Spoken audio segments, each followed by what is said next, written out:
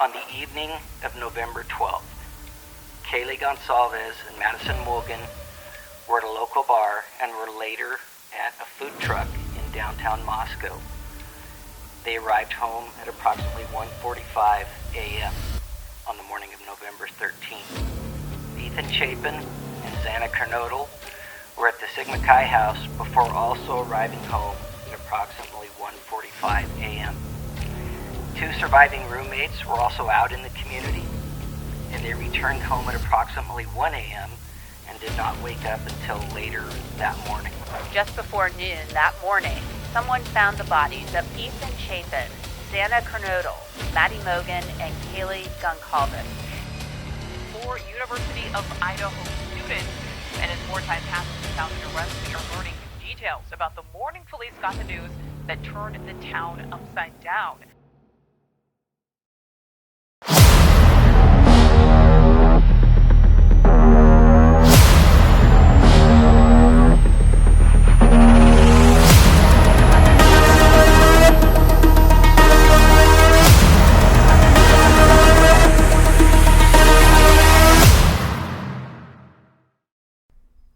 Xana Kernodle, her boyfriend Ethan Chapin, and 2 other roommates, Madison Morgan and Kaylee Gonsalves, were the victims of an extremely heinous crime.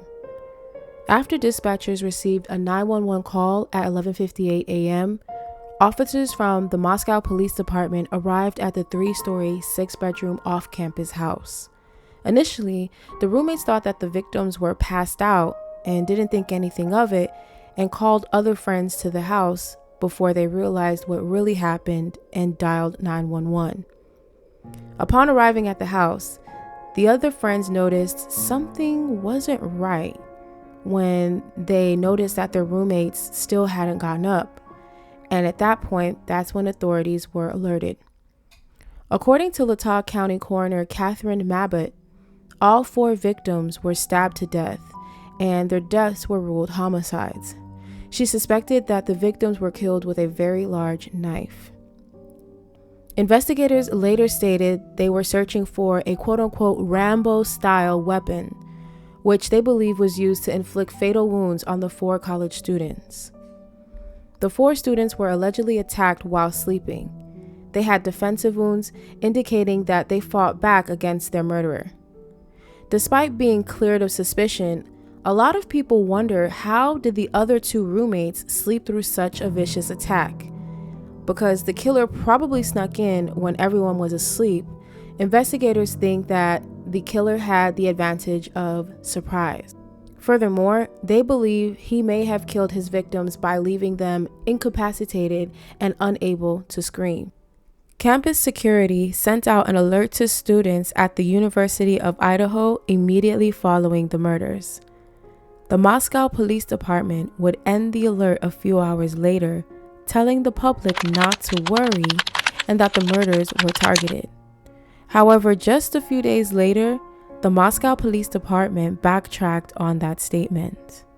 They said they don't know if the murders were targeted or random, and everyone should remain vigilant. Brad Garrett, an ABC News contributor and former FBI agent, said he doesn't believe that law enforcement knew right away if the victims were the target. While he thinks they have some good theories, it feels as if they are not quite sure what they are dealing with. In addition, Brad Garrett stated it is quote-unquote not uncommon for multiple agencies to react uncoordinated in high-profile cases. The Moscow Police Department has released neither of the motive for the crimes nor the profile of the suspect. It was a busy day on the University of Idaho campus before the murders on Saturday, November 12, 2022. The roommates headed out for the night despite the ice, fog, and 28-degree temperatures outside. It didn't seem like much was going to stop them from having a good time. 2 of the victims of the quadruple homicide were childhood best friends Kaylee Gonsalves and Maddie Mogan. Xana and Maddie worked together at the local Mad Greek restaurant, and Ethan was Xana's boyfriend for about a year. Now, even though Ethan didn't live with Xana and her roommates, He practically could have been one because he was there all the time. A lot of activity had been transpiring both on the University of Idaho campus and in the town of Moscow that Saturday night. Zana and Ethan attended a party at the frat house where Ethan was a member of the Sigma Chi fraternity, and Ethan's brother Hunter also came along with the couple.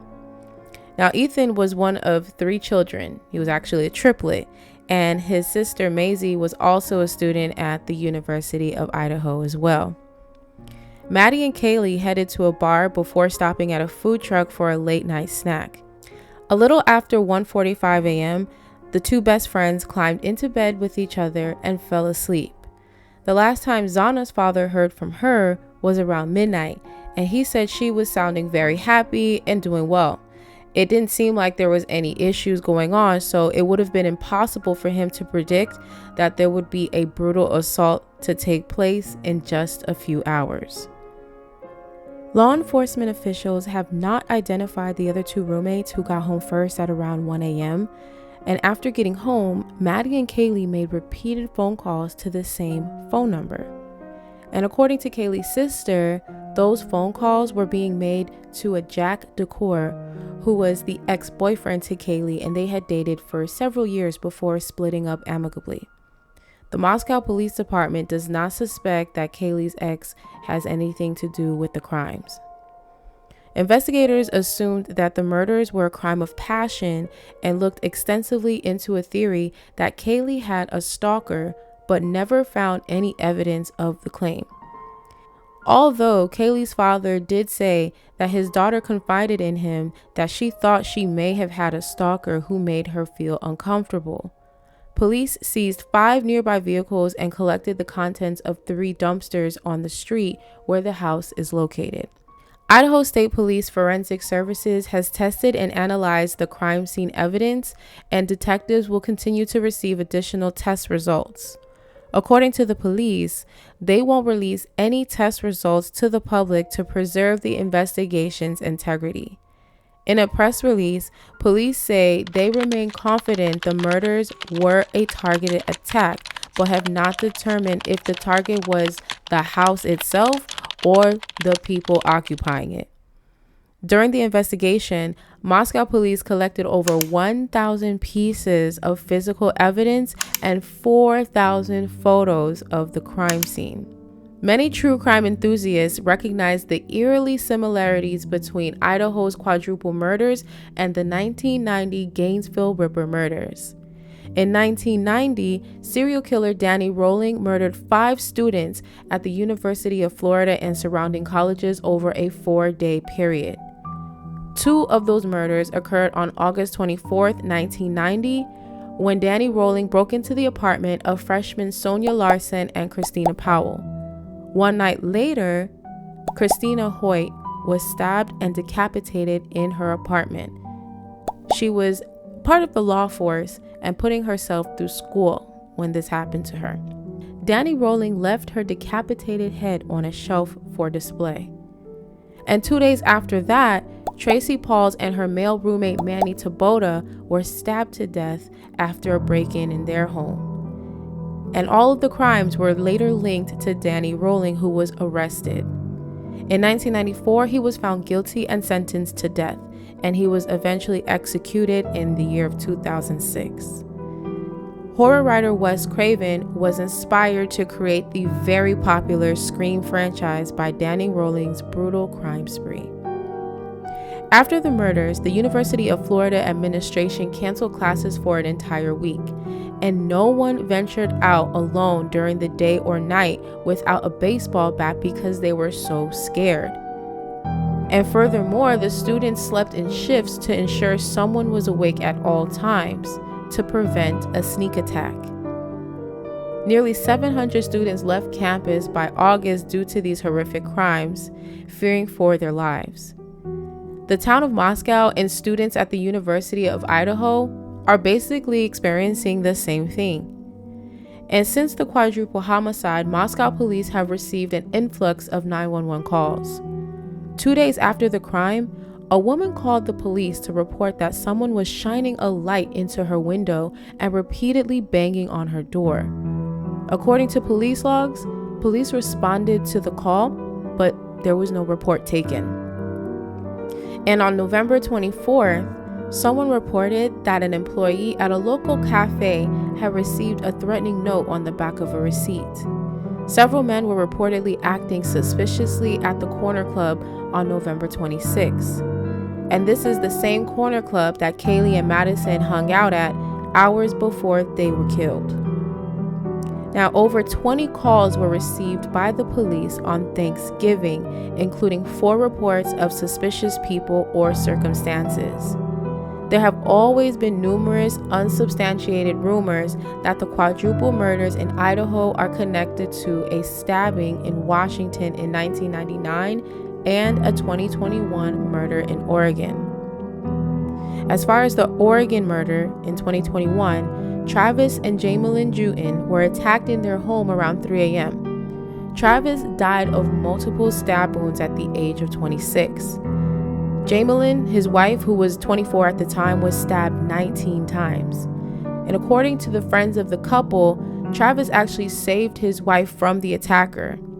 A friend reported that a masked man entered Travis and Jamelyn's bedroom while they were asleep. Jamelyn tried to help Travis after Travis was attacked by this intruder. They also had a friend who was staying the night with them because they were going to cat sit for them due to the couple having plans to go to Hawaii the very next day. And apparently the intruder must not have known that they had a guest staying over, and so when that guest heard the attack, it drew attention and the intruder got scared and ran away. And then of course 911 was called after that. The Jutin family offered $50,000 as a reward for any information regarding this murder. And to this day, Travis's murder is still unsolved. His mother told The Independent, "I want answers for all 5 of them. If law enforcement can work together and solve both cases, that would be the best Christmas present ever. I think there's a lot of similarities to the case, but I couldn't say for sure if they are or not connected."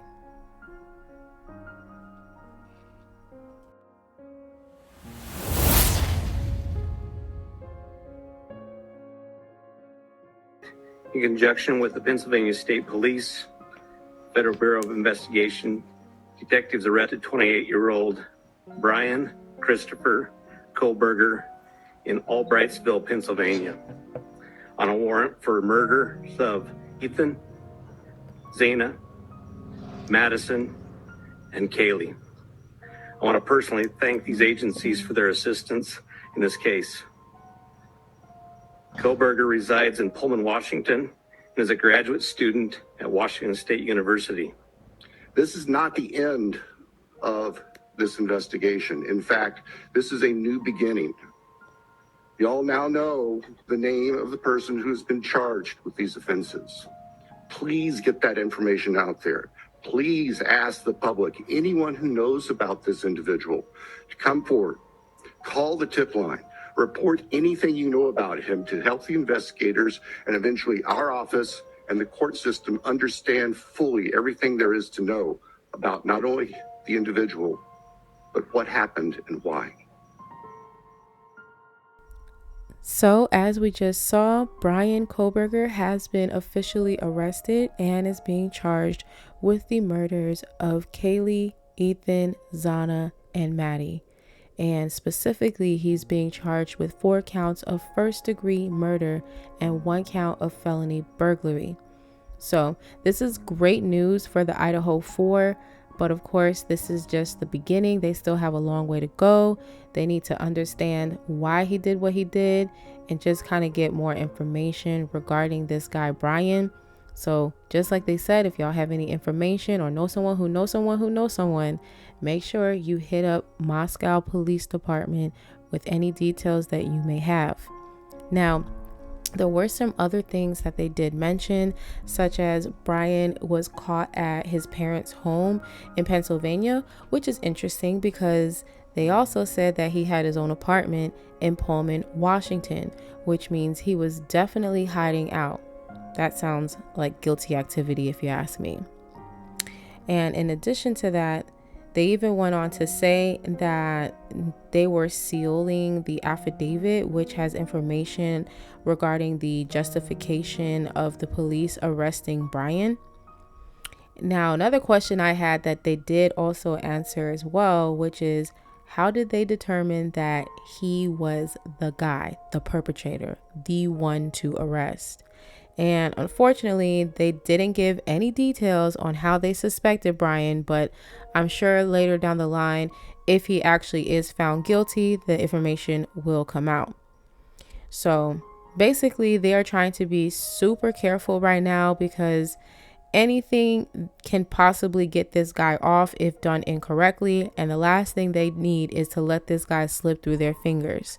So they're really trying to make sure that none of the information is tainted, which is why everything is sealed, lips are zipped, and we're just going to get the bare minimum until a trial, basically. So I know they did state that he's scheduled to go for an extradition hearing on Tuesday afternoon. So hopefully we'll hear some more information after that, and just cross our fingers that this is the right guy and the only guy associated with the Idaho 4 murders. Which segues into some questions that I have. So of course, the first one is he the only person involved in this murder? And if so, what was the motive? Which I'm sure most of us, if not everyone, wants to know. So hopefully he is in fact the only person, followed by how did they determine that he was the right person? And what exactly do they mean when they say, is it the house or the people? Is there some type of vendetta against the owner of the home? Or maybe it could be a disgruntled neighbor regarding the noise complaints, because I also saw in a couple of news reports there was some body cam footage released from one of the visits to the home where Zana answered the door in regards to several noise complaints. And apparently this home was known as the quote unquote party home of the neighborhood. So was this the only house in the area that was renting out to college students? I mean, I find that kind of hard to believe since University of Idaho is literally right there, but maybe in this vicinity of the community, this was the only one. I don't know. I don't know if anyone else has raised those questions. I'm just getting a chance to fully dive into this. So I was heavily invested in another case, the Shanquilla Robinson case, because it hasn't been getting as much coverage as this one. However, I was kind of simultaneously following along. But in any event, if you're interested in hearing about that case, which is still unsolved, I do have an entire playlist that you can check out. I'll link it either in the description box or the comment section for you to watch from the beginning up until now. And then circling back to my questions, I want to know, how did he get into the house undetected? And was this a premeditated murder or was it a crime of opportunity? Did he know that people come in and out of this house all the time? Because I also saw in a lot of reports that people were known for living here and leaving the door unlocked because people were constantly, going in and out like a revolving door. Because again, it's a college town. So a lot of people are not really too concerned as far as safety goes because it was always a safe place up until this crime. So I wonder if the killer knew that they probably weren't really too concerned about whether the doors always remained locked and just helped himself in and found a knife in there, or did he already have it with him? Did he, you know what I'm saying? Like, there's just so many questions that I have. So hopefully in due time, they can be answered. But if you guys have questions of your own, leave them down in the comment section. Let's start a little discussion. And as I always say, make sure to keep it cute or get the boot. Now, I also have a couple of other playlists as well once you guys are done having your discussions amongst yourselves. And it's divided into 2 lists between open and closed cases. So you're more than welcome to check those out as well. And if you're already caught up, I appreciate you supporting this new venture into my Evil Strikes true crime series that I'm doing on my channel. And I hope you guys have a safe end of 2022 and you have a prosperous 2023. So happy new year to you all. And don't forget to share, like, and I will see you in 2023 for the next episode of Evil Strikes. Take care and be safe.